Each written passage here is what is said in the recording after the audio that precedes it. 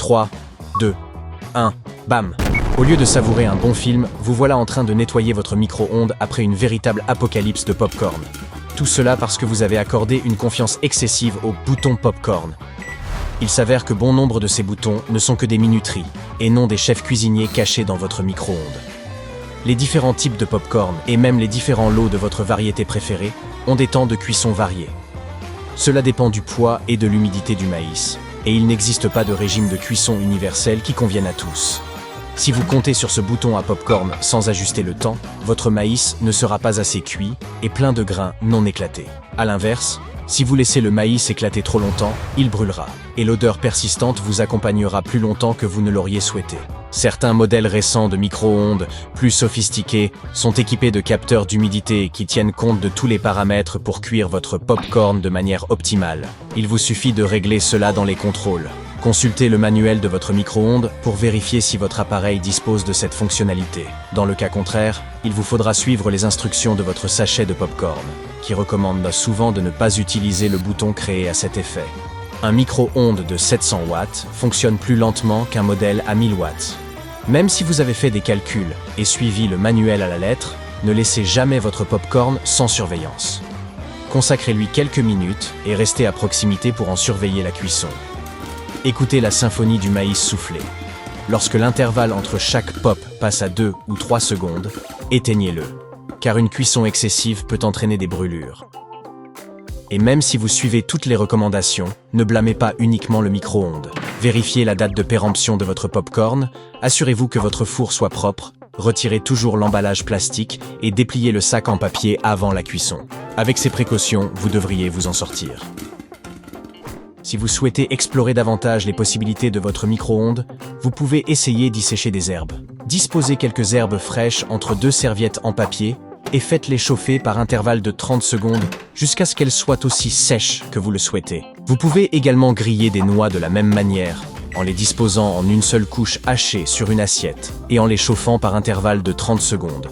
De plus, votre micro-ondes peut vous faciliter l'épluchage de l'ail.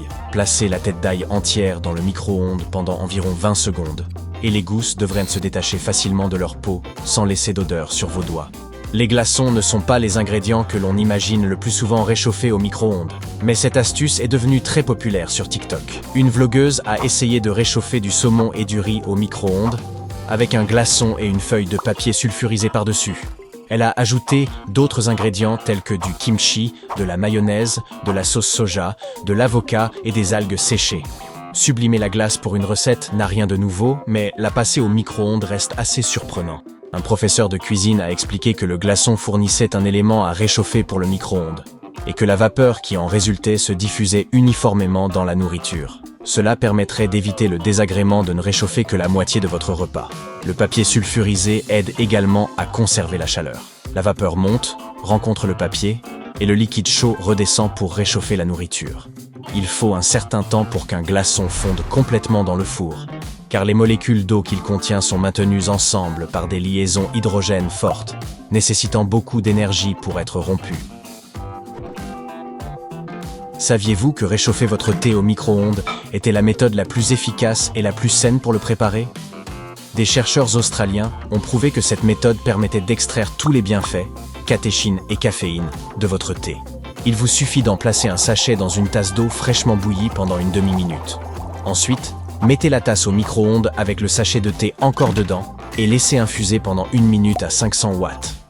Enfin, retirez le sachet de thé et savourez votre boisson. Une tasse de thé vert ou blanc offre plus de bienfaits antioxydants qu'une portion de brocoli, d'épinards, de carottes ou de fraises. Et désormais, tous ces avantages sont à vous.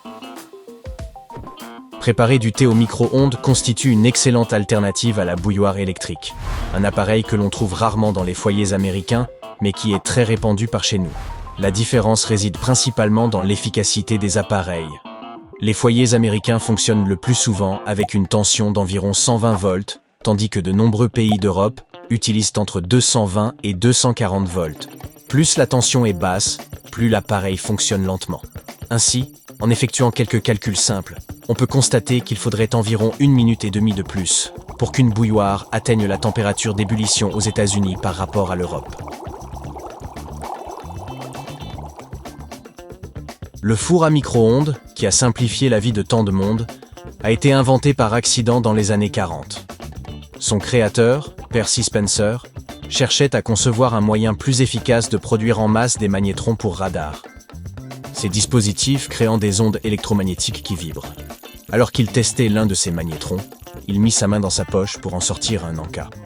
La barre de cacahuètes qu'il avait dans sa poche avait fondu et s'était transformée en une pâte gluante.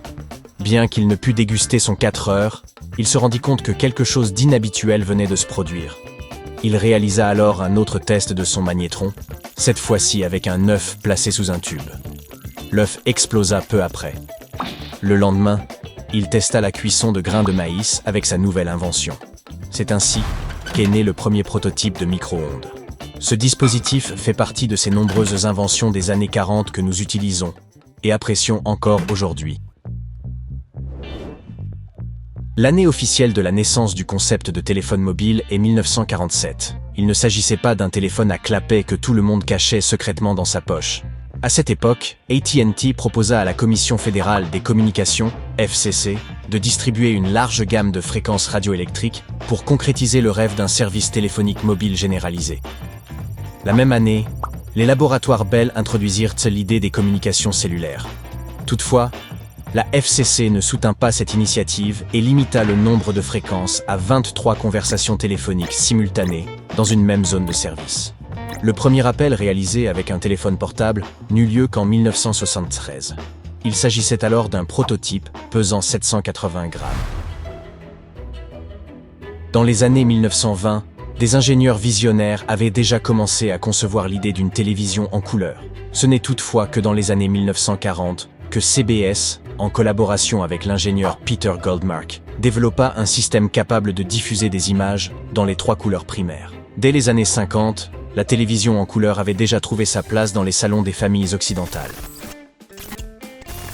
Sans la technologie des aérosols, il serait difficile de protéger vos cheveux contre les intempéries ou de réaliser des graffitis aussi rapidement. L'aérosol a été inventé par des chercheurs du département de l'agriculture qui l'ont créé pour pulvériser du poison sur les insectes nuisibles. Les bombes aérosols, principalement remplies d'insecticides, sont rapidement devenues disponibles au grand public américain. Cette invention fut ultérieurement perfectionnée par l'inventeur et ingénieur américain Robert Henry Abplanalp, qui créa une valve à sertir.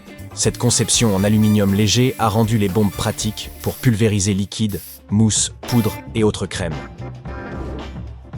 Dans les années 40, l'ingénieur suisse Georges de Mestral se promenait dans les bois avec son chien. Lorsque, tout à coup, ses vêtements et la fourrure de son animal furent constellés de bardanes, ces plantes à fleurs épineuses. Intrigué, il examina ces épines au moyen d'un microscope afin de percer leur secret. Il découvrit que les bardanes possédaient de minuscules crochets, semblables aux crocs acérés d'un monstre, et capables de s'accrocher à tout ce qui comportait une boucle. Fibres textiles, fourrure animale, et même les cheveux humains. De Mestral réalisa qu'il pouvait reproduire la magie des bardanes, donnant ainsi naissance au velcro.